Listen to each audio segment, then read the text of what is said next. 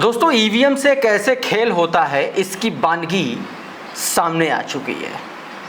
एक ऐसा खेल, ईवीएम का एक ऐसा खेल पकड़ा गया जिससे इस बात का अब लोग दावा कर रहे हैं, तमाम सारे सियासी दल दावा कर रहे हैं कि ईवीएम के ज़रिए किस तरीके से बड़े पैमाने पर खेल चल रहा है। और ये खेल, ईवीएम का जो खेल है, ये सब कुछ सारा का सारा खेल सुप्रीम कोर्ट की निगरानी में सुप्रीम कोर्ट के सामने उजागर हो गया है। दोस्तों, आज के इस वीडियो में मैं सबसे पहले ईवीएम से जुड़ी ये बहुत महत्वपूर्ण, बहुत इंपॉर्टेंट खबर आपको बताने जा रहा हूँ और उसके बाद आपको बताऊंगा कि कैसे बनारस का सांसद बदल दिया गया।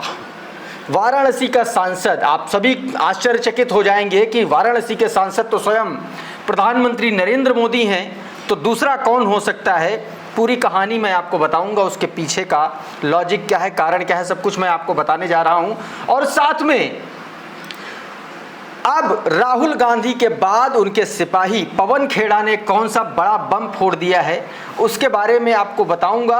और साथ में कैसे भारतीय जनता पार्टी अब जब ईवीएम से खेल नहीं हो पा रहा है, जब सारी तरफ से दरवाजे बंद हो गए हैं, तो अब प्रत्याशियों और उम्मीदवारों की किडनैपिंग शुरू हो गई है। वो भी खबर, वो भी तस्वीरें मैं आपको दिखाने जा रहा हूं। सबसे पहले ज़रा ये खबर देखिए और इसकी हेडलाइन पढ़िए। ये एनडीटीवी की खबर है, आप देखिए। पंचायत सरपंच विवाद, पानीपत सरपंच विवाद मामला, सुप्रीम कोर्ट ने मंगवाई ईवीएम और वोटों की गिनती हुई और चुनाव परिणाम बदल गए। दोस्तों, 3 साल पहले जो पंचायत चुनाव हरियाणा में हुए थे, उस मामले में दोस्तों एक पंचायत, मतलब सेकंड रनर अप जिसने, जो हार गया था व्यक्ति, वो इस मामले को लेकर के सुप्रीम कोर्ट पहुंचा। सुप्रीम कोर्ट ने अर्जी सुनवाई की और फिर उसके बाद सुप्रीम कोर्ट ने अपनी निगरानी में बाकायदा रिकाउंटिंग कराई और उसके बाद पता चला कि दरअसल जो व्यक्ति हारा हुआ है वो जीता हुआ है और जीता वाला 3 साल से फर्जी प्रधान बना हुआ बैठा हुआ है। ये खबर देखिए साफ तौर पर दोस्तों आप इसमें। और ये पूरा मामला दोस्तों हरियाणा के पानीपत का है और इसको लेकर के जस्टिस सूर्यकांत और जस्टिस दीपांकर दत्ता और जस्टिस एन कोटेश्वर सिंह, तीन जजों की पीठ थी और उसने इस पूरे मामले में फैसला सुनाया और बताया कि हरियाणा के पानीपत जिले के बुआना लाखू गांव की ग्राम पंचायत के सरपंच के चुनाव को लेकर के जो विवाद था, वहां पर अब आप समझिए कि जो व्यक्ति था 2022 में जो नवनिर्वाचित हुआ था, कुलदीप सिंह निर्वाचित हुए थे, जबकि मोहित कुमार चुनाव हार गए थे और मोहित कुमार की अर्जी पर अब ये फैसला आया है। यानी कि साफ तौर पर ईवीएम में धांधली पकड़ी गई है, वो भी कहीं और नहीं, सुप्रीम कोर्ट में। सुप्रीम कोर्ट ने ये धांधली पकड़ी है। दोस्तों, एक और इसी से जुड़ी खबर देखिए, किस तरीके से चुनाव में खेल, सुप्रीम कोर्ट के सामने ईवीएम से कराई गिनती और पलट गई पूरी कहानी, न्याय ने भी जीता भरोसा। साफ तौर पर दोस्तों देखिए कि किस तरीके से बड़ा कांड हुआ, बड़ा गेम हुआ ईवीएम के जरिए। और सबसे बड़ा सवाल इन सब चीज़ों में ये उठता है दोस्तों कि ईवीएम के जरिए, ईवीएम की धांधली के जरिए एक हारा हुआ उम्मीदवार, एक हारा हुआ प्रत्याशी 3 साल तक सरपंच बना रहता था। कि छोटी बात है, सरपंच की बात है। आप सोचिए कि ये ईवीएम हर चुनाव में इस्तेमाल हो रही और इस तरीके से पता नहीं कितने विधायक, सांसद इसी तरीके से फर्जी बने बैठे होंगे, जिसका दावा, जिसके सवाल राहुल गांधी उठाते हैं, सबूतों के साथ कांग्रेस पार्टी उठा रही। दोस्तों, ये स्वाति मिश्रा देखिए इसी को लेकर के ट्वीट करते कहते ग्राम प्रधान के चुनाव की काउंटिंग सुप्रीम कोर्ट को करवानी पड़ी है। आप सोचिए कि सुप्रीम कोर्ट ने ये काउंटिंग कराई और उसके बाद ये पता चला, दोबारा काउंटिंग हुई और सरपंच का जो है नतीजा पलट गया और जो हारा हुआ उम्मीदवार था वो जीत गया। दोस्तों, आप समझिए। अब इसी को लेकर के तेजस्वी यादव ने एक लंबा चौड़ा ट्वीट किया है, आपकी स्क्रीन पर है, जरा देखिए। तेजस्वी यादव लिखते हैं कि यह खबर आपको हिंदी अखबारों में नहीं मिलेगी। हरियाणा के ग्राम पंचायत में ईवीएम काउंटिंग में एक बूथ के उम्मीदवार को जबरन हरा दिया गया और हारा हुआ प्रत्याशी सुप्रीम कोर्ट पहुंचा। सुप्रीम कोर्ट में वीडियोग्राफी के साथ सभी बूथों की ईवीएम की गिनती हुई। हारा हुआ प्रत्याशी जीत गया, लेकिन उसका कार्यकाल 3 साल ईवीएम की कृपा से और फर्जी सरपंच रहा। एक बूथ की ईवीएम का यह हाल है। चंडीगढ़ मेयर चुनाव में कैसे धांधली करके बीजेपी को जिताया गया और बाद में कोर्ट ने उसको खारिज किया। उसके बाद बीजेपी सरकार ने वीडियो रिकॉर्डिंग रखने के नियम बदल दिए। 45 दिन के बाद चुनाव आयोग आपको गिनती का वीडियो नहीं देगा।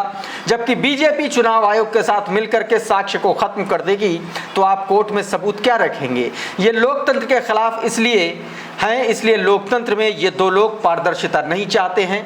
साफ तौर पर उन्होंने कहा कि बिहार लोकतंत्र की जन्मस्थली है, चाहे जो भी हो, हम संविधान और लोकतंत्र को मोदी शाह के जूतों तले कुचलने नहीं देंगे। आप सभी लोग सतर्क, सावधान और जागरूक रहें दोस्तों। साफ तौर पर उन्होंने अंग्रेजी अखबार की ये कटिंग लगाई और उसके बाद ये लंबा चौड़ा ट्वीट किया। उधर दोस्तों उत्तराखंड में जिला पंचायत अध्यक्ष के चुनाव में एक वीडियो सामने आया। ये वीडियो देखिए जरा आप। ये वीडियो जो आपकी अपनी स्क्रीन पर देख रहे हैं दोस्तों, ये नैनीताल का है और नैनीताल में जिला पंचायत अध्यक्ष के चुनाव के दौरान देखिए किस तरीके से कांग्रेस कैंडिडेट के जो समर्थित सदस्य थे, जो कांग्रेस का समर्थन कर रहे थे, उनको कैसे सरेआम रोड पर सरेआम जो है किडनैप करने की कोशिश हुई। आरोप सीधा सीधा भारतीय जनता पार्टी पर लगा है और पुलिस वाले आप देखिए इस वीडियो में कैसे छतरी लगा करके मजा ले रहे हैं। उनसे कोई मतलब नहीं है और भारतीय जनता पार्टी के ये लोग ऐसा दावा किया जा रहा है कि कांग्रेस के कैंडिडेट के जो लोग समर्थन कर रहे थे उनका किडनैपिंग की गई। पत्रकार सचिन गुप्ता ने ये वीडियो जारी किया और उन्होंने ये जानकारी दोस्तों दी है। इस बीच एक और खेल की मैं आपको तस्वीर दिखाता हूँ, जरा ये महिला मैडम को देखिए। ये मैडम इशिता साजवान है। इशिता साजवान जो है दोस्तों, ये कांग्रेस के समर्थन से चुनाव जीती और हुआ दरअसल ये कि जैसे ही ये चुनाव मतलब भारतीय जनता पार्टी चुनाव जो है अपने कैंडिडेट को ले लिया था, उसने अपने कैंडिडेट का पर्चा वापस ले लिया था। अकेले मैदान में ये मैडम थी। ये चुनाव पूरा कांग्रेस ने इनको सपोर्ट किया, चुनाव जीती और उसके बाद भारतीय जनता पार्टी ने इनको खींच लिया। तो इस तरीके के भी गेम जो है भारतीय जनता पार्टी करती रहती है। हिमांशु हैं, वो हिमालयन हिंदू करके ट्विटर हैंडल है, ये इन्होंने बाकायदा इसके बारे में लिखा और ट्वीट किया। कहा कि ये लड़की इशिता साजवान है जो अपना राजनीतिक करियर ही झूठ से शुरू कर रही है। हाल ही में कांग्रेस के समर्थन से जिला पंचायत चुनाव जीती, अब थोड़े से लालच के लिए जनता के साथ विश्वासघात करके भाजपा में शामिल हुई हरक सिंह रावत और राजेंद्र भंडारी को जबरदस्त टक्कर दे रही है। साफ तौर पर उन्होंने, और ये तस्वीरें भी दोस्तों उत्तराखंड की हैं। उधर एक और बम फोड़ दिया कांग्रेस के प्रवक्ता, कांग्रेस के नेता पवन खेड़ा ने दोस्तों। पवन खेड़ा ने साफ तौर पर प्रधानमंत्री नरेंद्र मोदी के संसदीय क्षेत्र वाराणसी का इलेक्ट्रॉनिक डेटा मांग लिया है। उन्होंने साफ तौर पर कह दिया कि जो धांधली हुई है वो वाराणसी में हुई है। दूसरी तरफ जो बीते दिन अनुराग ठाकुर ने प्रेस कॉन्फ्रेंस किया और उसमें प्रियंका गांधी की सीट को लेकर के जो दावे किए कि वहां पर 1 लाख वोटर फर्जी पाए गए, उस पर बहुत जबरदस्त तरीके से हमला किया है पवन खेड़ा ने। पवन खेड़ा क्या कह रहे हैं एक बार सुन लीजिए जरा। अब आपके पास सारे आंकड़े आ ही चुके हैं, तो जनाब वाराणसी की पेन ड्राइव हम सब इंतजार कर रहे हैं। प्रियंका गांधी वाड्रा जी के लोकसभा क्षेत्र के लिए अनुराग ठाकुर जी हंसते हुए उछलते हुए बोलते हैं, देखिए 93,000 फर्जी वोट। भाई थोड़ा सोच लेते बोलने से पहले, जीती कितने वोटों से है? 4,10,000 वोटों से जीती हैं। 93,000 फर्जी बता रहे हैं। मैं बता दूं आपको, बीजेपी को वहां 1 लाख वोट मिले, हम भी हैरान है कैसे मिल गए। कल उसका भी जवाब मिल गया, 93,000 फर्जी हैं। मान लो ये फर्जी वोट वायनाड में नहीं होते तो प्रियंका गांधी जी 5 लाख वोट से जीतती। हम तो यही मानेंगे। अब आ जाइए रायबरेली में, वहां के भी कुछ आंकड़े इन्होंने दिए। मान लो वहां भी फर्जी वोट नहीं होते तो राहुल गांधी 5 लाख वोट से जीतते। हम वाराणसी का इलेक्ट्रॉनिक वोटर लिस्ट की मांग कर रहे हैं। तो दोस्तों पवन खेड़ा ने साफ तौर पर यह कह दिया कि अनुराग ठाकुर ने इस बात पर मुहर लगा दी एक तरीके से कि वाकई में भारतीय जनता पार्टी की सरकार, चुनाव आयोग इस मामले में धांधली करता है। इस तरीके के आरोप पवन खेड़ा ने लगा दिए। इसी प्रेस कॉन्फ्रेंस का एक और हिस्सा आया सामने और इसको लेकर के दोस्तों राहुल गांधी ने ट्वीट किया और लिखा कि गोली प्रेमी अनुराग ठाकुर ने कल प्रेस कॉन्फ्रेंस में निशाना कांग्रेस पर लगाया था, लेकिन गोली चुनाव आयोग को जा लगी। अनुराग ठाकुर इतनी फुर्ती से लोकसभा 6 लोकसभा का वोट डेटा कैसे निकाल लाए। अनुराग ठाकुर द्वारा लगाए गए फर्जी वोटों के इल्जाम का जवाब दें। साफ तौर पर दोस्तों पवन खेड़ा के ही शब्दों को कोट करते हुए राहुल गांधी ने भी पवन खेड़ा को जो है कायदे से घेर दिया। उधर पवन खेड़ा तो मांग ही रहे हैं प्रधानमंत्री नरेंद्र मोदी के क्षेत्र का वाराणसी का इलेक्ट्रॉनिक डेटा, और इधर समाजवादी पार्टी के कार्यकर्ताओं ने जो प्रधानमंत्री नरेंद्र मोदी के बाद दूसरे नंबर के कैंडिडेट थे 2024 में कांग्रेस के उत्तर प्रदेश के अध्यक्ष अजय राय, उनको जीता हुआ घोषित कर दिया और उनको वाराणसी का सांसद घोषित कर दिया। जरा ये तस्वीरें देखिए, बाकायदा ढोल नगाड़ों के साथ अजय राय का स्वागत किया गया है, जश्न मनाया गया है अजय राय के जीतने का। ये देखिए जरा, न्यूज़ 24 की यह खबर है। सीधे तौर पर यह बताया गया कि अजय राय को वाराणसी का सांसद घोषित कर दिया गया। ढोल की थाप पर इन लोगों ने देखिए समाजवादी पार्टी ने जश्न मनाया। अब आप समझिए ये वक्त, ये मामला ऐसे समय पर भी आया दोस्तों जब इंडिया गठबंधन के लोग लगातार इलेक्शन कमीशन और भारतीय जनता पार्टी पर वोट चोरी के आरोप लगा रहे हैं, और इस बीच ये अपने आप में एक बड़ा उलटफेर या यूं कहें कि बड़ा मूव कांग्रेस पार्टी का सामने आया। सीधे प्रधानमंत्री नरेंद्र मोदी की जीत पर सवाल, उन पर अटैक किया गया है दोस्तों। उधर एक और तस्वीर दोस्तों सामने आई। उत्तर प्रदेश में अब वोट चोरी के होर्डिंग लगने शुरू हो चुके हैं। जरा ये वीडियो देखिए, ये वीडियो बुलंदशहर का है और बुलंदशहर में कांग्रेस ने ये वोट चोर के पोस्टर लगाए। इसमें देखिए कि किस तरीके से इलेक्शन कमीशन के जो तीनों आयुक्त हैं उनके फोटो लगाए गए और सीधे तौर पर एक बड़ा हमला इलेक्शन कमीशन पर करने की कोशिश की गई। उधर दोस्तों 15 अगस्त से पहले तिरंगा यात्रा के दौरान एक तिरंगा यात्रा निकाली गई और उस दौरान जो नारे लगे वो अपने आप में बहुत चौंकाने वाले थे। इस तिरंगा यात्रा में साफ तौर पर वोट चोर गद्दी छोड़ के नारे लग गए।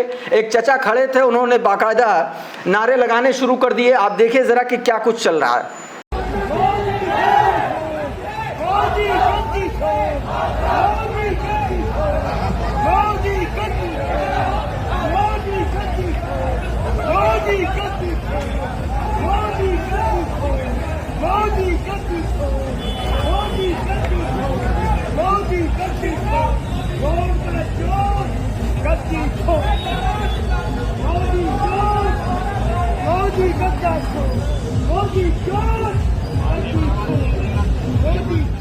तो इस तरीके से दोस्तों इस वीडियो में आप साफ तौर पर देख सकते हैं कि कैसे यहाँ पर वोट चोर गद्दी छोड़ टाइप से नारे लगाए जा रहे हैं। मनु नाम का जो ट्विटर हैंडल है उसने ये वीडियो जारी किया और उसने लिखा, उत्तराखंड की राजधानी में आयोजित तिरंगा यात्रा के दौरान बेरोजगार युवाओं की फौज जो पार्टी कार्यकर्ता बनकर राष्ट्रवाद की उन्माद में बह चुकी है, लेकिन एक सीनियर सिटीजन ने अलग ही नारा लगा दिया। ये भारतीय जनता पार्टी के लोग जो है किस तरीके से वहां पर तिरंगा यात्रा निकाल रहे थे। इसी दौरान एक बुजुर्ग ने वहां पर साफ तौर पर ऐसा नारा लगाया जिसके बाद से हवाइयां उड़ गई उसमें मौजूद लोगों की दोस्तों।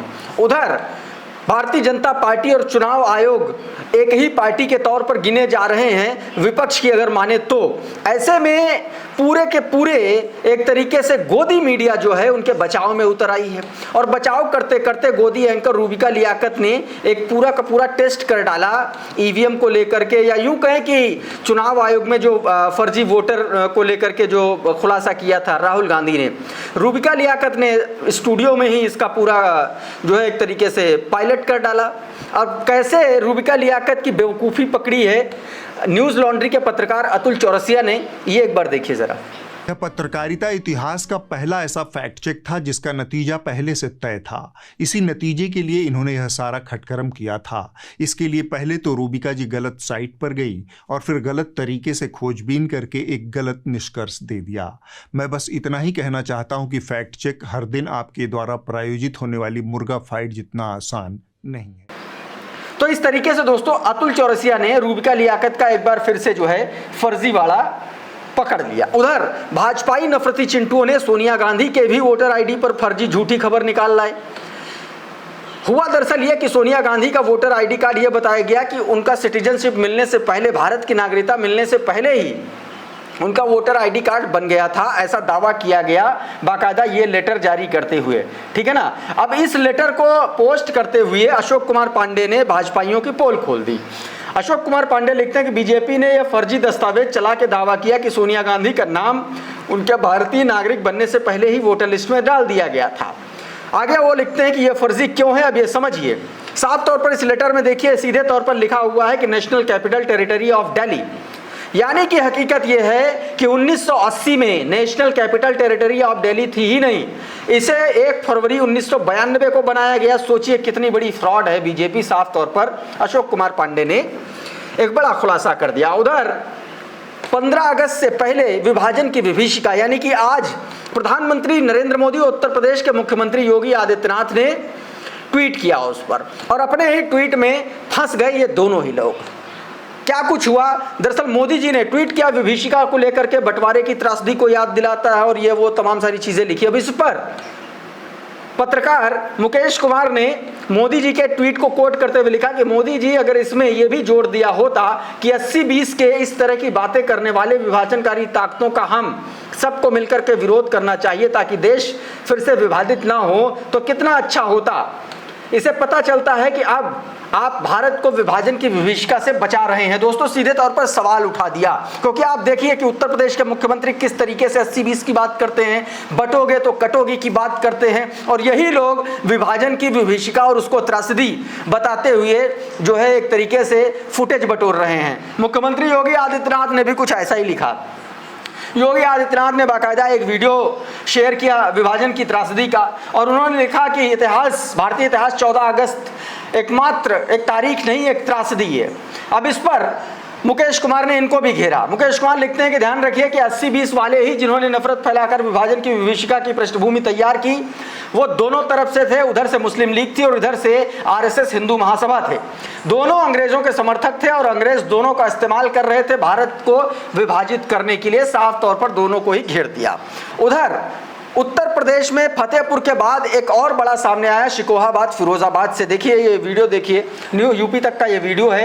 ये देखिए 200 साल पुरानी मजार तोड़कर उसकी जगह पर असामाजिक तत्वों ने हनुमान जी की मूर्ति रख दी।